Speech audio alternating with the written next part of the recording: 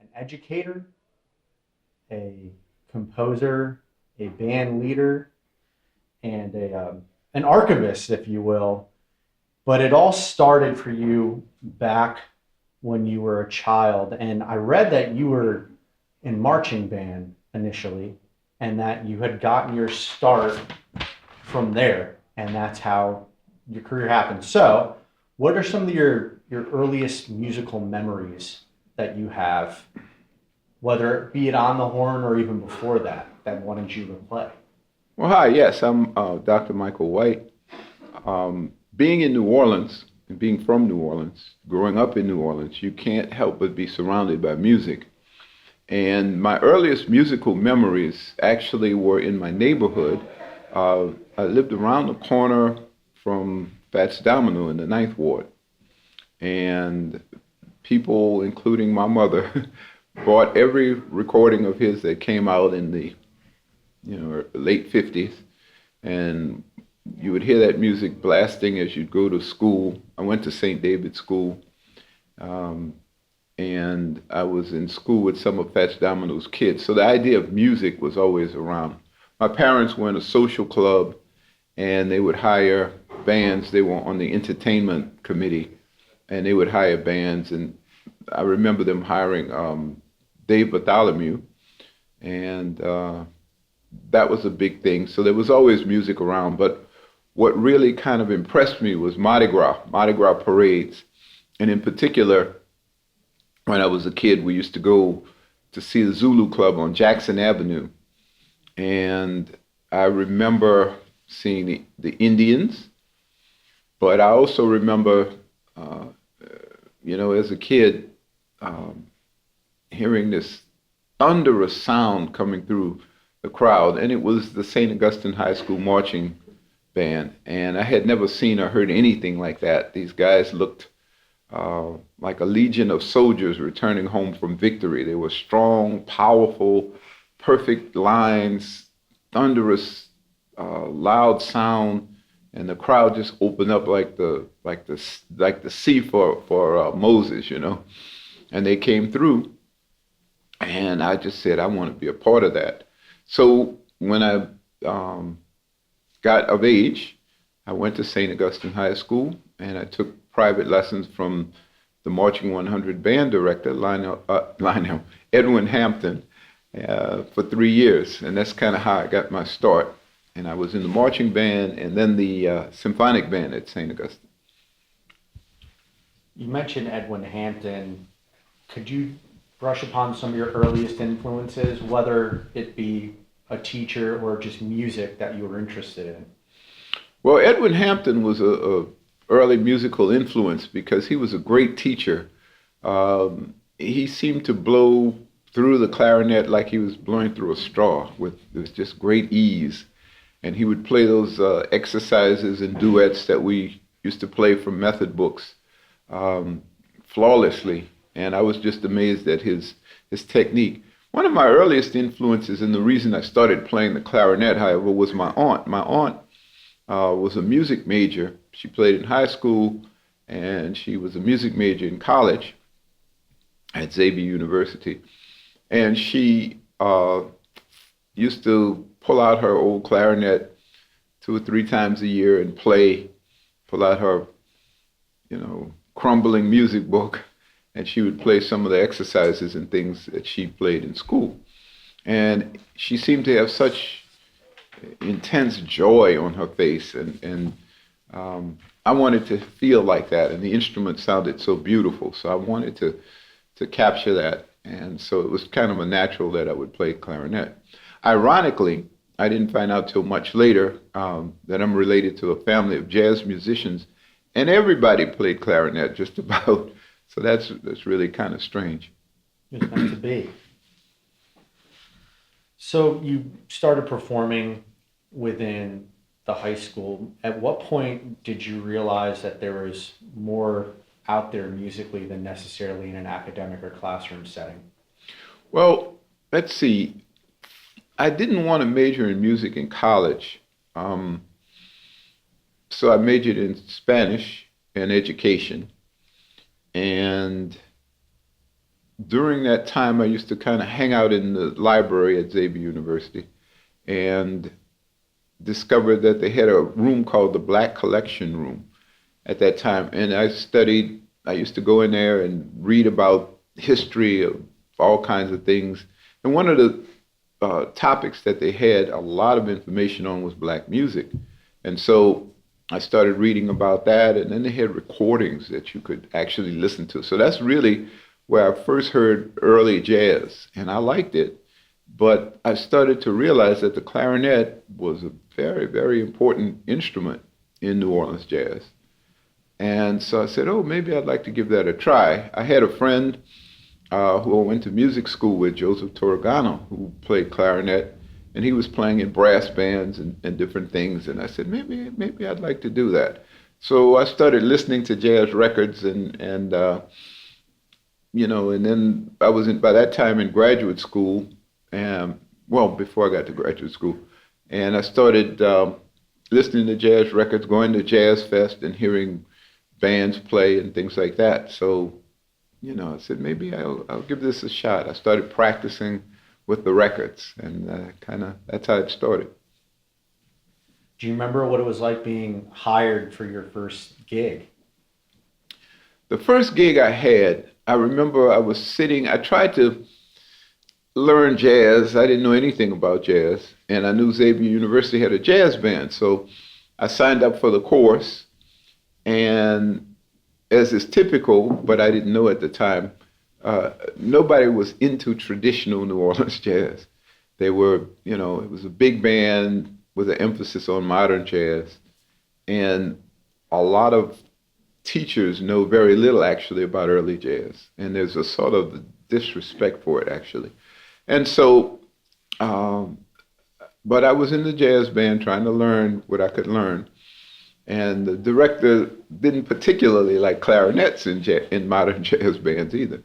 So, but I would hang out, learn what I could. And one day I was talking to some of the guys in the band under a tree before practice. And when I remember this one guy said he was playing on weekends in brass bands, playing in second line parades. And I was like, wow, that sounds like something I might like to do. So he told me he was playing with a guy named Doc Paulin. I said, tell him, you know, if y'all ever need a clarinet player, I'd like to try it. And by that time I had gotten some early brass band records like the Young Tuxedo Brass Band, Jazz Begins. And I started practicing with that and said, maybe I could do this. So I eventually met Doc Paulin at Jazz Fest, and Big Al Carson, tuba player, said, this is the guy I told you about. Doc Paulin looked me up and down. He was a musician born in 1909, and he was a trumpet player from uptown in New Orleans, not far from the Buddy Bolden neighborhood, well, basically in the Buddy Bolden neighborhood, where the music started, where jazz started.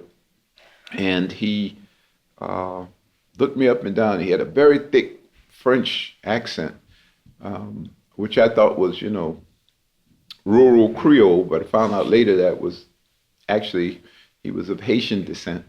But he looked me up and down and he said,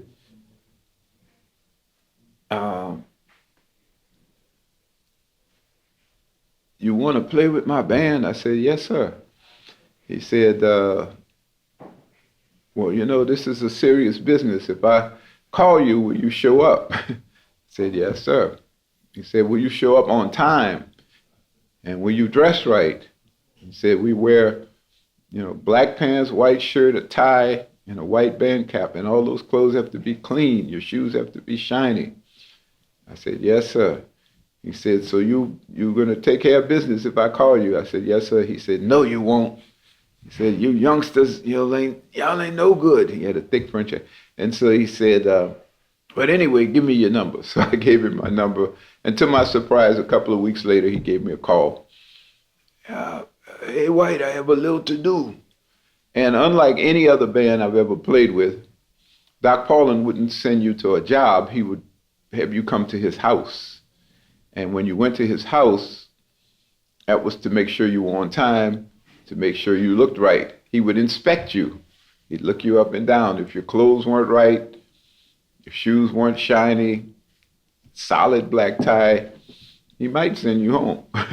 So I showed up bright and early for this job, all in my uniform, and it was a church parade in Marrero, and I had never even heard of anything like that. So I remember the band lining up in front of this church. We were about 40, 45 minutes early, and eventually the members started to come out, and all of a sudden, Doc blew a few notes, played something like this. And then I heard 3 beats of the bass drum. It was time to start playing. And I'm like, what are we playing? What is this song? What key is it in? What am I supposed to do? And next thing you know, the music was going. So I just kind of jumped in where I could. Fortunately, that first song I ever played was called Lord, Lord, Lord, You Sure Been Good to Me. And it was one of the songs I had been listening to and practicing with on the Young Tuxedo Brass Band recordings. So I kind of knew the song, and I would kind of fill in where I could. And that was the beginning. And that was a church parade. It was beautiful. It was a small neighborhood parade, no fanfare, no cameras. Small audience on a Sunday morning with people marching proudly through the neighborhood as the band played old hymns in a jazz style, up-tempo jazz style. And so that church parade tradition was a very important part of jazz that I got to participate in quite a lot, but I didn't know at the time that these were the last years when that type of thing would exist. The church parade with the brass band playing up-tempo versions of hymns in the community. But over the years, I played dozens and dozens of church parades in every neighborhood in New Orleans. And it was a beautiful tradition. It was a tamer, more dignified in a sense version of a second line. You didn't have as many people coming out, but the music was beautiful. People marched with flags, banners. They were, dressed, very well dressed, uniformly dressed in suits or white dresses, and they would, march through the neighborhood almost like a victorious kind of not protest, but announcement, a celebration in a sense. And what was special about that for me was you could hear the music ringing through, because there wasn't as much of a crowd. You could hear the music ringing through the streets and through the alleyways, and it was so beautiful. So I used to, for many years, do church parades. I remember during church parades that paid like $10. I might give up a good brunch gig that would pay a lot more just to do a church parade, because they were so beautiful. And so that was an important memory I had. So that was my first job at church parade. And then I played with Doc Paulin for 4 years. And so we did all kinds of jobs. 95% of our work was in the black community. Social club parades, we played for every club that there was. Young and True Friends, Jolly Bunch, the Zulus, the Lady Zulus, the Young Men Olympians, the Money Wasters, the Scene Boosters. I mean, we played for every club that was around at the time. And that was a great experience that changed my life, because it showed me what the meaning of jazz really was. I got to understand that jazz had nothing to do with Bourbon Street or the commercialized variation Dixieland. This music was actually a music of the community, a living folk music, in which I found out that the music was an expression of people's lives, the way they lived, the way they laughed, the way they walked, the way they danced, the way they spoke. And so it was a living, breathing expression of community life, all your feelings and emotions, and you were sharing that music. in a collective mass celebration, music and dance. Uh, so that was quite an experience, changed my life. I have a question. What age were you when that first Doc Paulson show came about? And Doc Paulin, excuse me. Eric Paulson. Yeah, I was 20 years old, and it's really, I mean, you would think I'm from New Orleans, eventually from a musical family that goes back to the earliest days of jazz. You would think I knew about this from birth, but I actually didn't know anything about brass bands, New Orleans jazz, second lines, jazz funerals until I did them. And I was 20 years old when I played that first parade with Doc Paulin. So that's when my real immersion into New Orleans culture really began at age 20. You mentioned almost a trial by fire by Doc Paulin for you to get on the gig, and it was almost like he was more concerned with the regimentness of being able to look the part as opposed to play the part. Is that something you noticed a lot of from the older breed of musicians, where it's kind of get in there and go play and show your stuff, where it wasn't necessarily rehearsals on the front end and it was kind of just, earn your stripes on the fly, so to speak? Well, playing with Doc Paulin was like a school, like a musical education. Uh, and it's like when you learn how to swim by being tossed in the water and say, somebody says swim, sink or swim, So that's kind of how it was. However, uh, there was also emphasis in addition to, punctuality and appearance, professional acumen. There was also an emphasis on the music. Doc insisted that people play the traditional style, that they, played a lot of collective ensemble music, which was a part of the style, and that the songs, And so we had a repertoire of hymns, marches, blues, old pop songs, and we played a lot of those kinds of things in all of the jobs, Of course, in the church parades and funerals, we only played hymns, but we played the hymns in the second line. We played, all kinds of songs, but in the traditional jazz style. So what happened was during those days, there was sort of like a mentorship. The older musicians would kind of help musicians out, younger guys out, straighten them out, tell them what they needed to listen to or listen for, or what they kind of thing they should be doing, And that was also very helpful because it was like an informal way of teaching and passing on the music. Can you discuss how you became a member of the Young Tuxedo Brass Band? I had been listening to the Young Tuxedo Brass Band at Jazz Fest and other places, and I knew the clarinet player who I had gone to music school with, Joseph Torregano.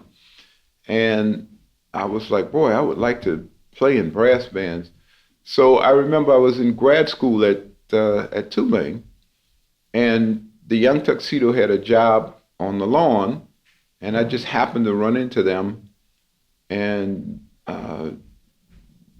at some point, Joseph let me play his horn. So they said, next time we have a job, we'll let you know, bring your horn, and you can sit in. So I was thrilled. That was a big thing for me, and I was all excited. And so after 4 years with Doc Paulin, I joined the Musicians Union, and the leader of the Young Tuxedo, Herman Sherman, said, whenever I have an opening or I can use you, I will. And he started to use me some, and that's how I started working with the Young Tuxedo. And by that point, I had met Greg Stafford, who eventually became the next leader of the Young Tuxedo, and we became friends. And so I, started playing with that band and have been playing with them ever since. Tell me what it was like, because that band started in the late 30s, and were you given a little bit of artistic freedom outside of soloing and stuff like that, or was it a very regimented and by the book order? Because at that point, the if I'm not mistaken, you joined in 1978, 1979. The band had been going on for almost 40 years, and I feel like it could be a lot of pressure for you to come in to do the job.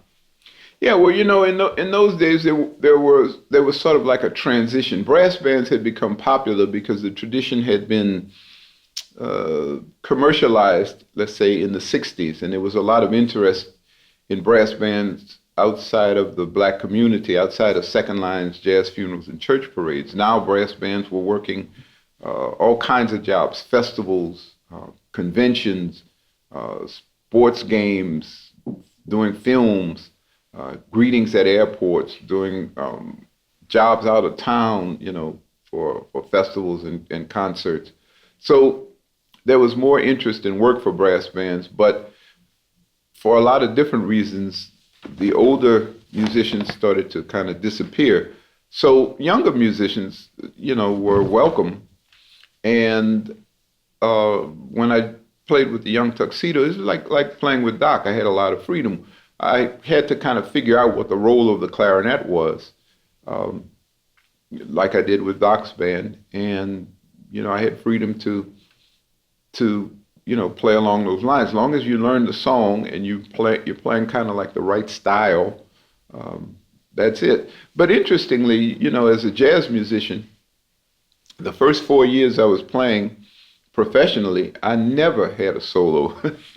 And the reason wasn't because I was terrible, which I was actually, but it was because nobody had solos really.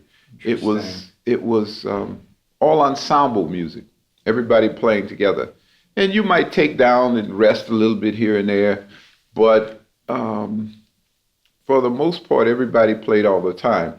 You might have somebody playing like a solo improvise on top, but everybody else is still playing under them, riffs or something like that, La Seca.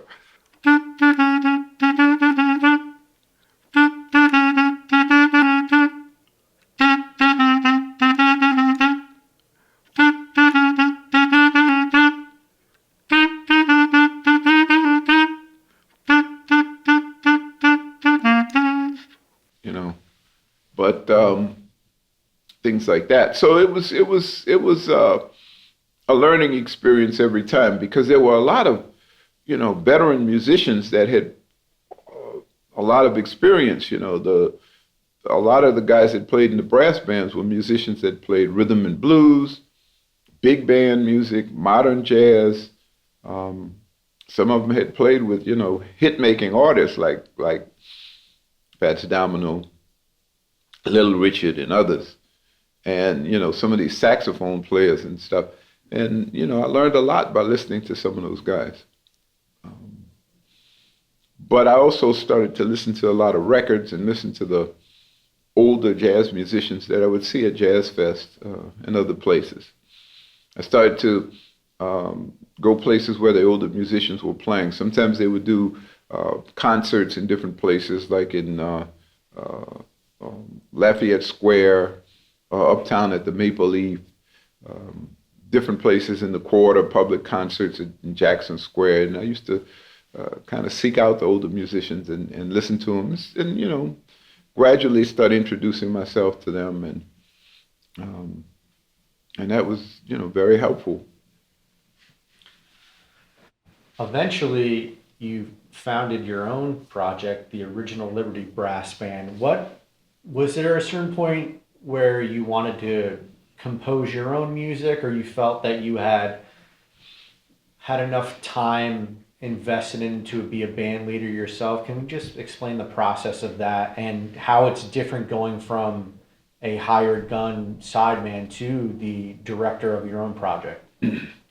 Well, I had never aspired, and it's really kind of strange, I had never aspired to be a musician or to have a musical career, and I never thought of, being successful, making records, making films, traveling, and all this other stuff that eventually came along.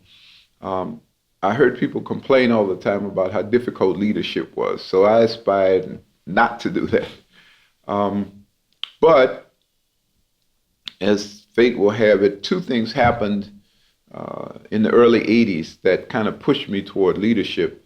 one of them was Dodie Simmons, who was the director of traditional jazz at the Jazz Fest, hired me for Jazz Fest to do a quartet. And so that was my first job as a leader. And then the very next year, one of my colleagues at Xavier, because at this point I was a professor at Xavier University teaching Spanish, but one of my colleagues hired me to do a presentation for a regional conference. And they said, could you do something that, talks about the history of jazz as well as perform? So I had never thought of anything like that, but I spent a little time, wrote out a script that kind of outlined the history and some of the important parts of jazz, talking about the meaning of the music, some of the typical songs, important musicians, places where the music was played. And the program turned out to be so successful. I had hired a band of experienced older musicians, and the program turned out to be so successful that it was repeated, and I did, concerts at Xavier with the older musicians. And so I kind of slowly started moving more toward leadership. Jazz Fest hired me the next year and the next year and every year since. So I've been a band leader at Jazz Fest every year since 1980. And so that was always going on. And in the meantime, whenever you do jobs, it's almost like advertising. So then you get other jobs as a result of it, playing weddings and parties and conferences and different things like that. But my interest in the history of jazz, which I had been studying very intensely when I was a grad student at Tulane studying Spanish, I would hang out in the Hogan Jazz Archive, and I learned a lot about the history of jazz there. And it gave me the ability to be able to talk about the history in ways that people weren't doing, as well as perform at the same time. So I started doing a lot of those kind of programs, leading my own band. The band I started at Jazz Fest became the Michael White Quartet. The band I did the jazz history program was the 7-piece band, which eventually became known as the Original Liberty Jazz Band.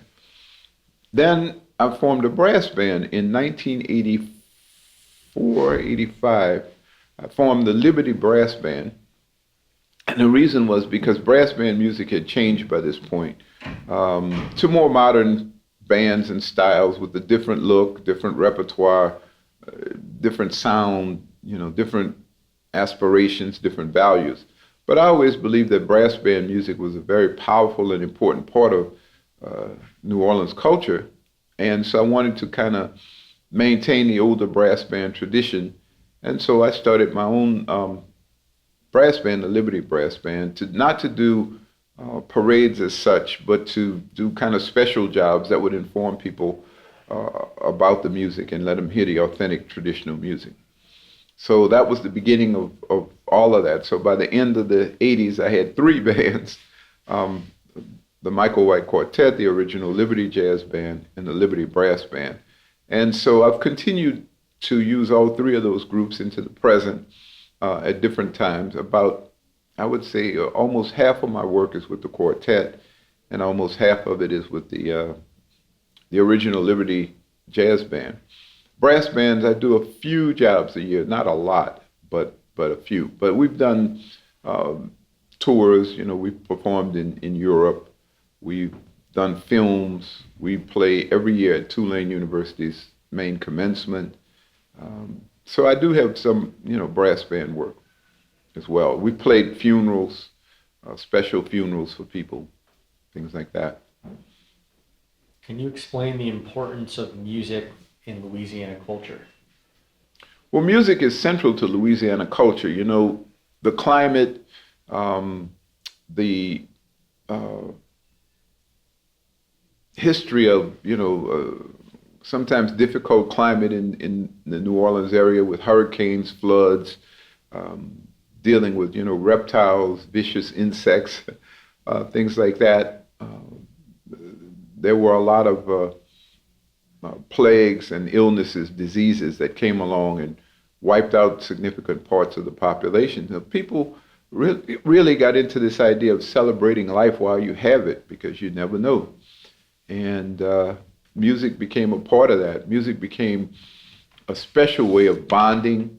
It became a special way of celebrating life and enjoying and sharing with others. It became a way of expressing a person's feelings, but also the feelings of the whole community, and having that shared.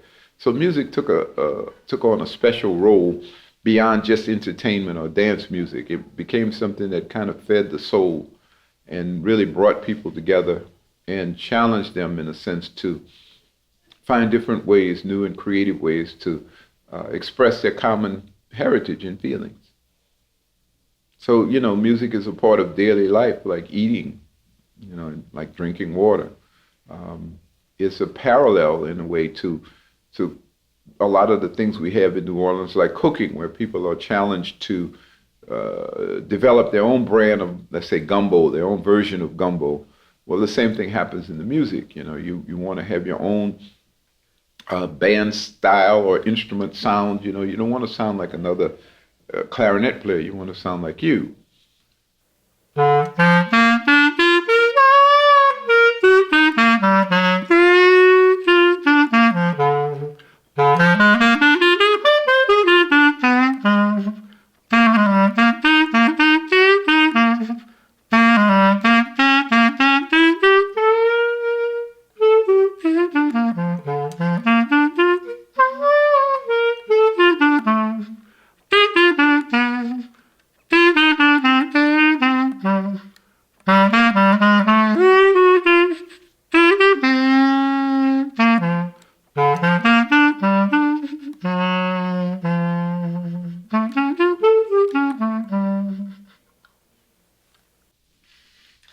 At what point did you realize that you felt a need to become an educator in preserving the tradition and teaching it to the younger generation? Well, I stumbled into education with music by accident. I had become a Spanish professor at Xavier University in 1980, and I always had my eye on, because of my interest in jazz history, and also learning more and more about related forms that came before and influenced jazz, like ragtime, blues, spirituals, hymns, black folk music, classical music.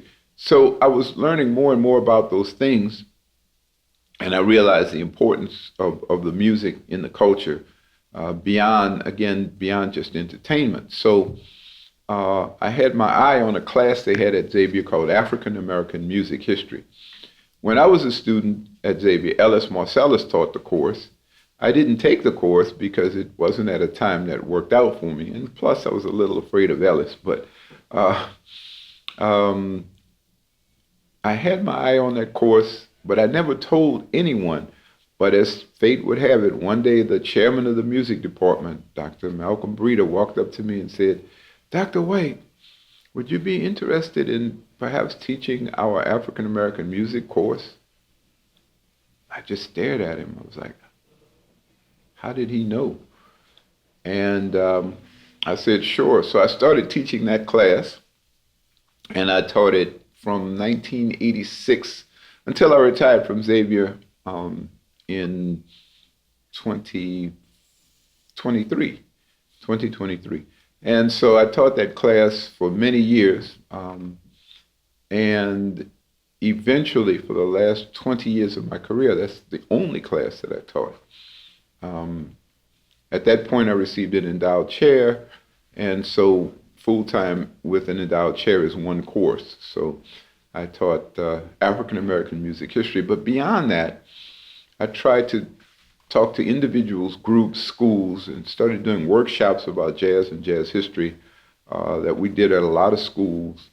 And then I would also talk to individuals. Sometimes I sought them out, sometimes they sought me out.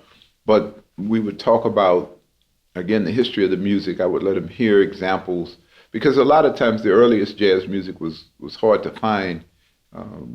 It was obscure. Meaning a lot of the reissues of early jazz records came from companies outside of the United States, like in Europe or Japan or something. And so I would let people hear the music, I would talk to them. But at this point, I also had a very strong relationship with over 3 dozen musicians that I had met who were born between the late 1890s and 1910. And those musicians taught me so much, and I just felt the need to kind of pass that tradition on, to other musicians and to the public in general. So I kind of slipped into the role of teaching about the music and the history of the music. So I started doing more and more special programs where we would, talk about and play examples of the music to teach people what it was about. Because unfortunately, like in all art forms, more commercial forms or more highly publicized and recognized. And so this authentic folk tradition, in a sense, that was passed down from Buddy Bolden into my generation, needed to be known and needed to be played. There were fewer and fewer younger musicians playing the style. And, I wanted it to continue. The older musicians wanted it to continue.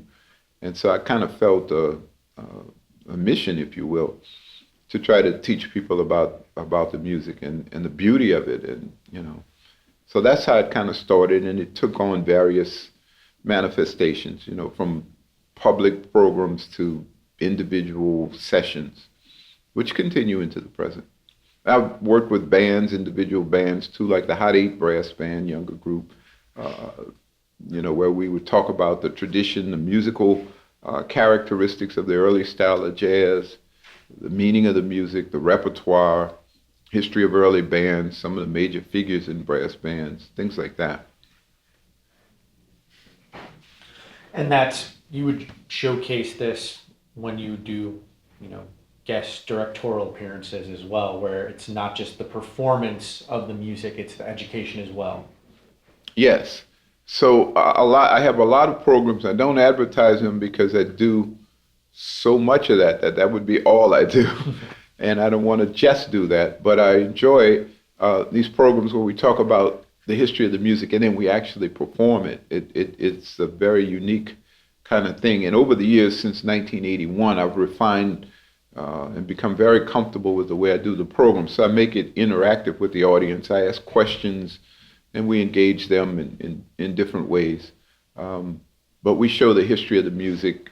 We show that, New Orleans jazz is a style, not a set repertoire. We show that it is a music that is alive, not just something from the 1920s. So, we might make up a song, for example. One of the things I do on some of the programs is I ask someone from the audience to tell us what they're thinking about.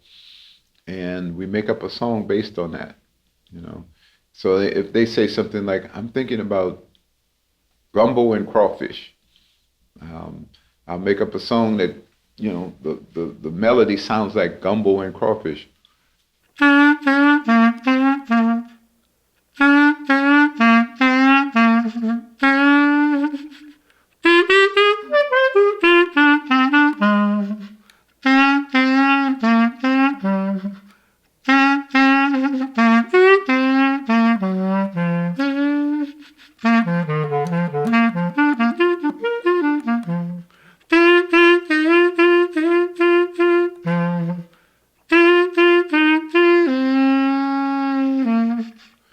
So you can hear gumbo and crawfish. So we do things like that, and people are like, wow. But I'm showing them that, this music is a representation of life, the feelings, the thoughts, the emotions of life. And so I started writing songs, never thinking I could do that. But again, I kind of stumbled into that by accident. In the late 80s, I started to have an association with Wynton Marsalis, and I did some things with him, as well as the Lincoln Center Jazz Orchestra. And one of the things that being around him was great because Wynton represents the highest level of musicianship, and so you're always challenged to learn, to grow. And one of the things he always encourages musicians to do is write songs, to compose. And, when he said that, I was like, Scooby-Doo, me? Right? But I started working on songs, and I wrote a few songs. I recorded a few of them on some of my earlier records. I had a song called Chant of Bechet, dedicated to Sidney Bechet. I had a ballad called Crescent City Serenade. I had a Caribbean influenced song called Caribbean Girl. And, but those were, early efforts, and I still play them today, but I started composing later on and realizing that a lot of the emotions from personal life that Louis Armstrong, Jelly Roll Morton, King Oliver, Johnny Dodd, Sidney Bechet, things that they never went through, that I went through and my generation went through, are, emotions that are good for creating original music. Things like, the 1960s and 70s civil rights movement, Vietnam War protests, political turbulence, Hurricane Katrina, COVID, all of those things create a lot of emotion. And that emotion can have an outlet in new music. And why not in traditional jazz? And traditional jazz is a style, and that style, can be used for endless creation. So that kind of really fueled me over the years. And that composition thing has increased to where it started a couple of years ago, where I actually started composing every day. So now I do. It's like you get up, you eat, you brush your teeth, you eat, you write songs. It just flows. It's the blue collar aspect. Yeah, and I'm not judgmental. Not all of the songs are traditional jazz. Some of them are in different genres. I mean, everything from like movie themes to modern jazz, rhythm and blues, hymns, marches, rags, other traditional jazz songs too. But I have a lot of influences, Caribbean influences, African influences, influences from Spain and other cultures. And that kind of fuels my music as well. Do you have a particular composition that you think best reflects you as an artist, or you consider one of your greater creative accomplishments? Well, I'm always creating songs. I think it's one of those things that you do that the more you do it, you get better. So something I did last week, I might not like as much as something I might do today. And what the challenge for me is to find people that can play this music and try to get some of it recorded. So that's what I'm kind of looking at. But, I've written some songs that have been known and, to my surprise, played by bands around the world. I couldn't believe that. But Caribbean Girl, Give It Up is a song I wrote. Kind of bouncy, up-tempo song. The melody is it's 3 notes and it's very catchy.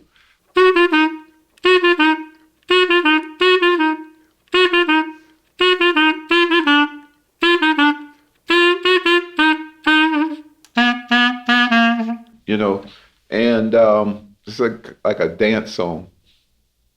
And I like the blues a lot. Both, instrumental blues, but also classic blues, Bessie Smith, Ma Rainey. I got to play with Sadie Goodson, who was a piano player and blues singer born in the early 1900s, who was of that tradition. She actually played with Bessie Smith, and she was a small woman with a very big voice. And I got to play blues with her, and I was excited by that kind of style. So I write blues in that tradition and words.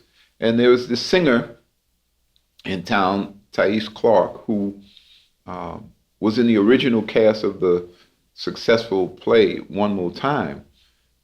Played off Broadway for a few years. And Thais has that authentic 1920s voice as a natural thing. Everybody else, you might have great singers and all of that, but nobody had that real original style like Thais had. So I wanted to write a song for her, with her in mind. So I wrote this song that's kind of a risque blues, as some of the blues in the 20s were, called Hornman Blues. And that is also a song that people have been performing in bands around the world. And it's one of the favorite requests for Thais. So that has kind of, risque lyrics. So I write songs like that sometimes as well. But I guess perhaps the most interesting thing that happened to me lately was a couple of weeks ago, February 8th and 9th. I was commissioned by the Lincoln Center Jazz Orchestra to write a song for the orchestra. Now, when I think of songs, I'm thinking about, 7-piece New Orleans band, clarinet and a rhythm section, maybe a singer, something like that. Not a 16-piece orchestra. But, Wynton Marsalis kind of challenged me to do this. So I did, and I came up with a song I called New Orleans Humbug. And it's influenced by early Duke Ellington, who was influenced by New Orleans jazz. It's influenced by later King Oliver and Jelly Roll Morton, who got into bigger band playing in the late 1920s and the 30s. And it has kind of New Orleans elements, but in a big band style. So I wrote this song, came up with some original melodic ideas, and thought about, where to place solos and the structure of the song and all of that. I wrote the song, and because I haven't had training in orchestration and arranging and composition, I had to get help. So I solicited help, and I found a young lady that was able to help me to copy down what I was hearing and thinking. And so that, was the basis of the song. Put it in the computer and all that stuff, which they do these days. I sent it there, and February 8th and 9th, they premiered the song in concert at the major concert hall at Jazz and Lincoln Center.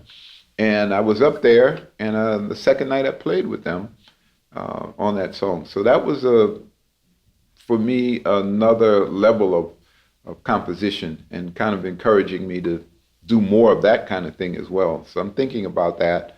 Different kinds of groups, I think about blends of New Orleans music with African music and other styles. And I have songs in those different veins.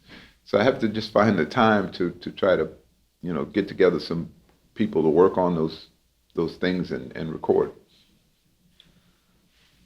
Where do you think that Louisiana music might be headed in the next few years, decade or so? I think that the music in Louisiana is going to continue to evolve and grow because there are a lot of talented musicians here. Fortunately and unfortunately, this is an area where, because of the tourist industry and the demand for music, it's easy to find jobs. Not necessarily make a good living for some people, but it's easy to find jobs and work, and that encourages people to compete and to try to find something new and different.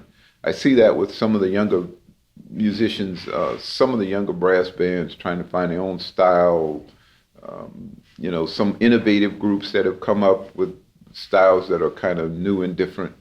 And I think that process is going to continue to evolve. Sometimes people use aspects of local tradition in different genres, like pop music. One of the most popular is the bambula rhythm that comes from West Africa. You hear that in all kinds of music.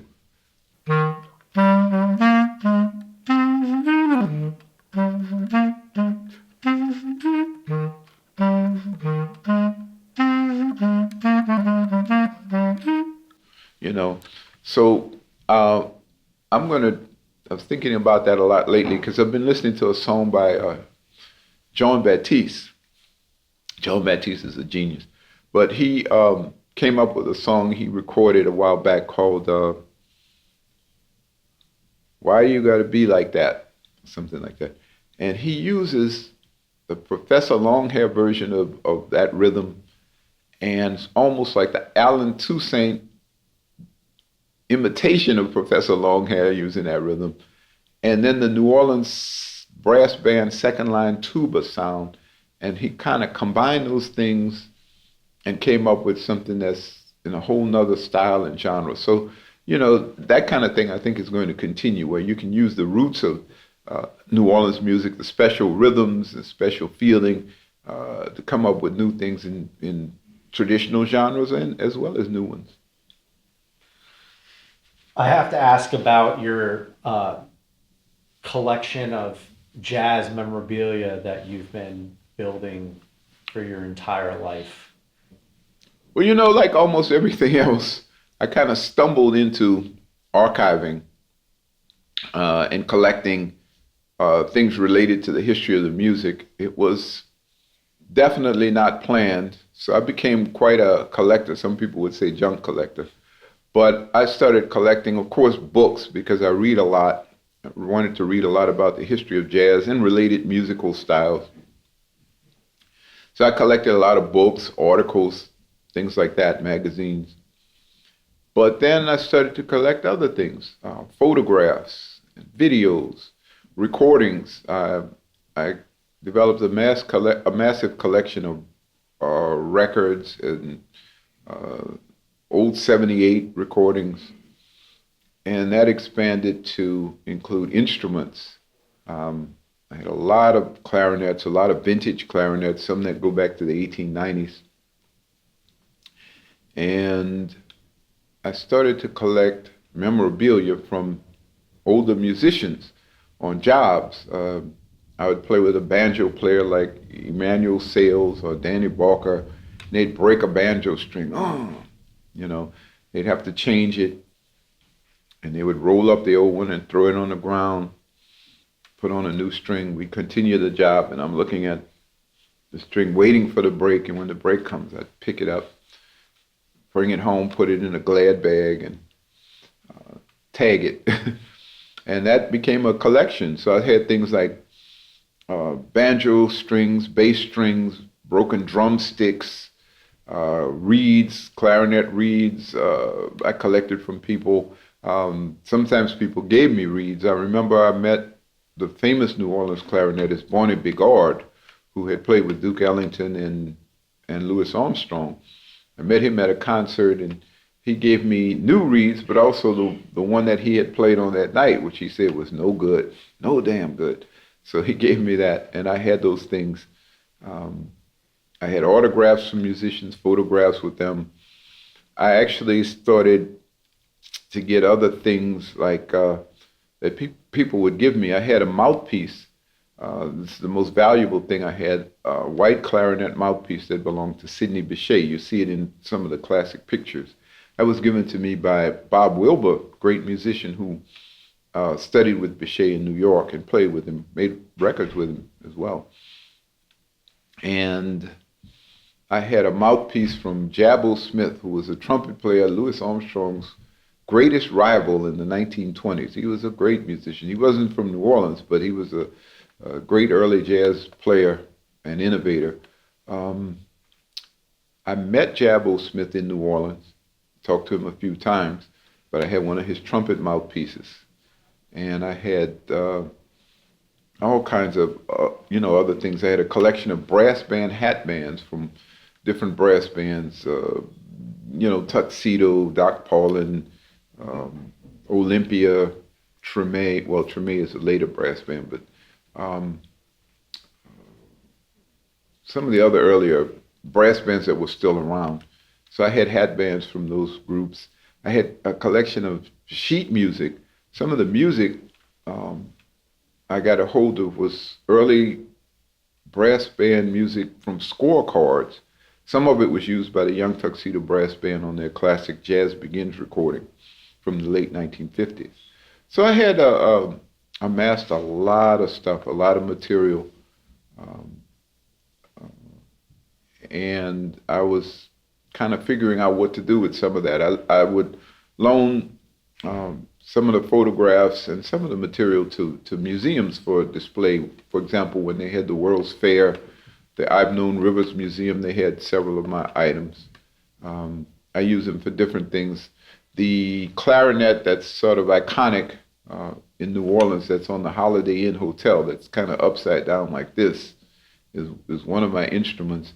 That clarinet actually belonged to Omer Simeon, who was a very famous early jazz clarinetist who played and recorded with Jelly Roll Morton and others.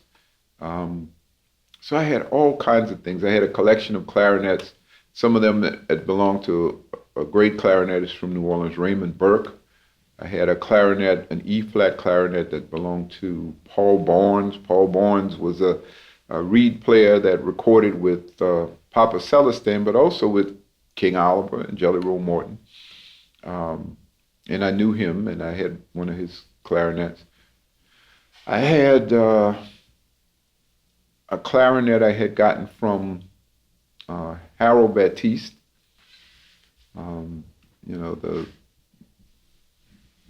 composer and arranger and saxophonist who did a lot in the 50s and 60s with modern jazz and rhythm and blues. And I had other instruments and things that I had collected over the years from musicians. Some people in families had given me rare photographs of musicians that were not in books or anything. And I had also interviewed a number of those musicians. I had interviews both on tape recorded, and just handwritten notes, things I scribbled down.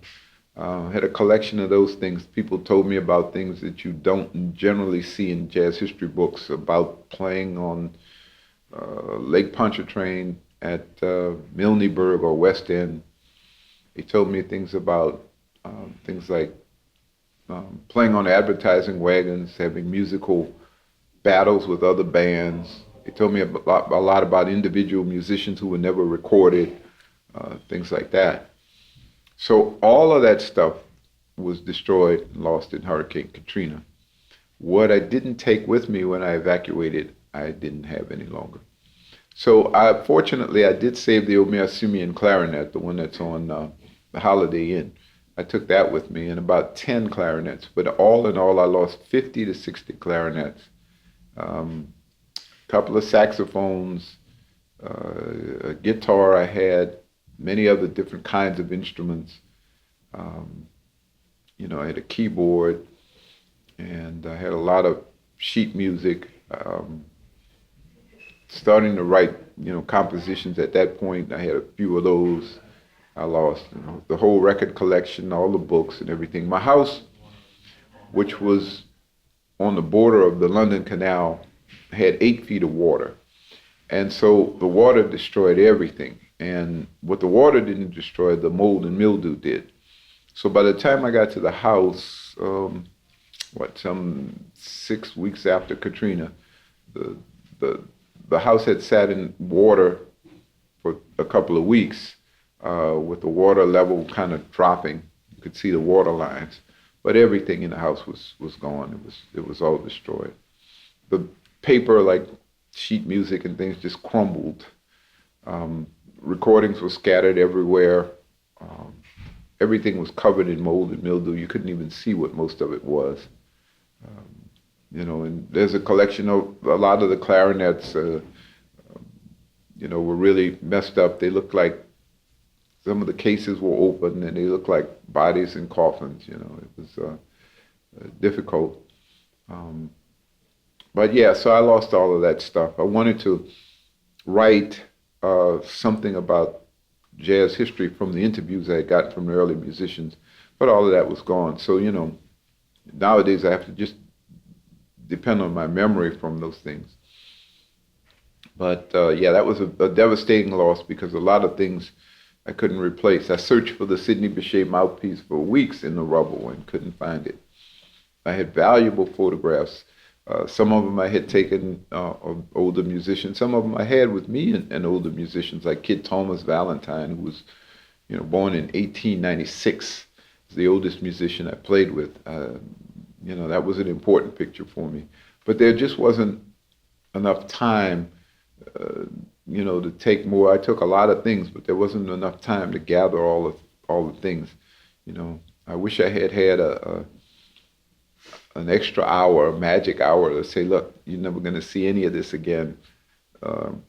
this is what you need to take with you. I wish I had that, but that didn't happen.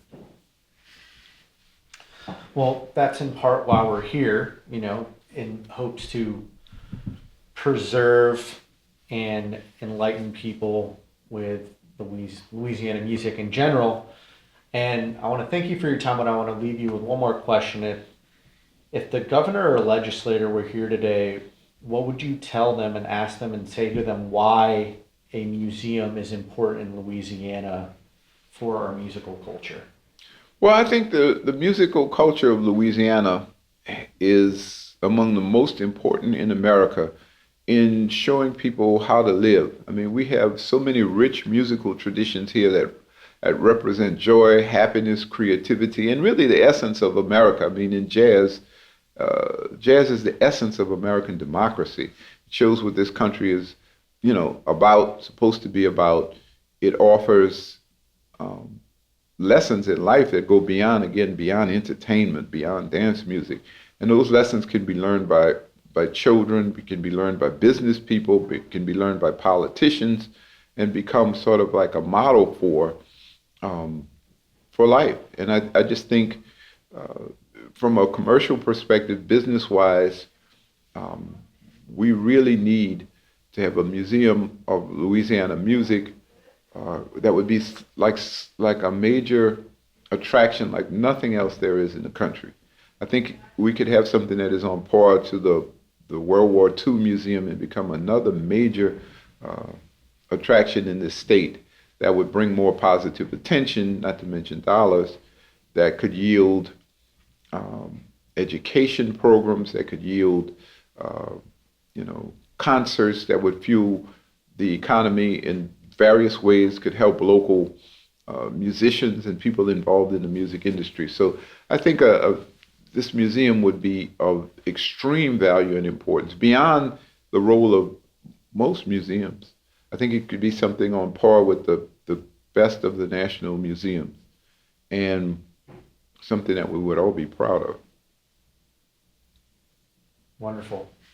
Thank you for your time, sir. Yes, one other thing I wanted to do that I forgot to do. Of course. That is the first song that I ever played was Lord, Lord, Lord, You Sure Been Good to Me. I want to play a little bit of that.